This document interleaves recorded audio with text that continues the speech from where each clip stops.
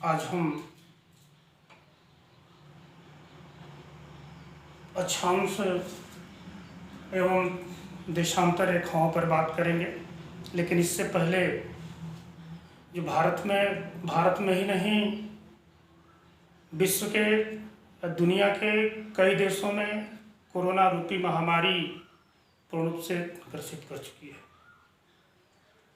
घर में रहें, सुरक्षित रहें, स्वस्थ रहें, इसी के उद्देश्य से ये YouTube के माध्यम से क्लासेस आज प्रथम दिन मैं डॉक्टर सोमनाथ कुशवाहा आप लोगों को अक्षांश और देशांतर रेखाओं के बारे में कुछ बताएंगे कि अक्षांश और देशांतर रेखाएं हैं क्या, कि हमारी पृथ्वी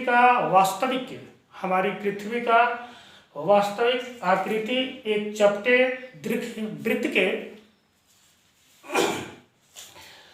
समान प्रतीत होती है, परंतु पृथ्वी के क्षैतिज एवं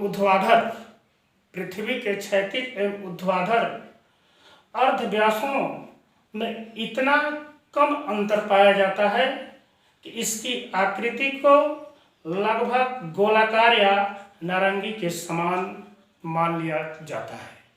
तो मित्रों, फिर ये ग्लोब आकार और प्रकार में छोटे या बड़े बनाए जा सकते हैं, परंतु बड़े ग्लोब जो आसानी से एक स्थान से दूसरे स्थान तक नहीं ले जाया जा सकता है।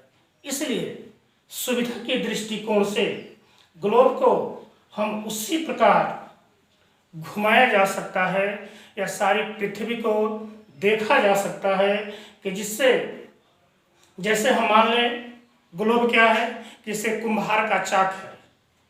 कुम्हार का चाक जब वो उसको पहिया या लट्टू घूमता है तो ग्लोब पर महाद्वीप और महासागर देश उनके वास्तविक आकार और आकृति को प्रदर्शित करते हैं।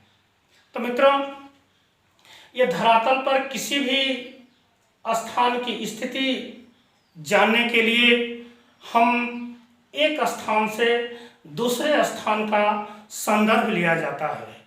इसके पश्चात किंतु संदर्भ के लिए कोई स्थान या बिंदु न हो तो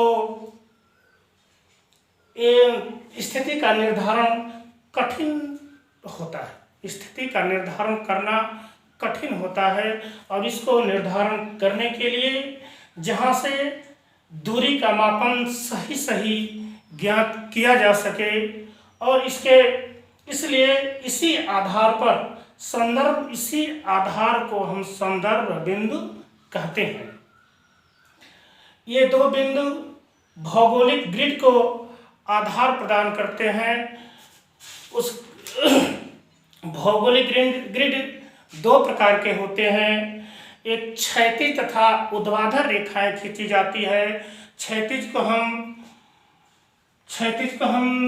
अक्षांश रेखा कहते हैं और ऊर्ध्वाधर को हम देशांतर रेखा कहते हैं। तो आइए हम देखते हैं कि देखिए ये आपका अक्षांश रेखा है, ये अक्षांश रेखा है।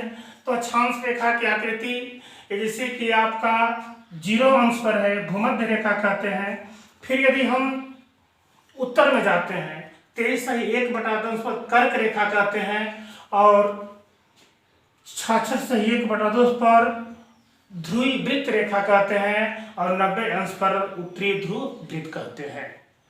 फिर हम यदि साउथ में आते हैं, दक्षिणी गोलार्ध में आते हैं तो 23.1/2 को मकर रेखा कहते हैं। फिर 66.1/2 का दक्षिणी ध्रुव वृत्त कहते हैं और फिर 90 अंश को दक्षिणी ध्रुव वृत्त कहते हैं।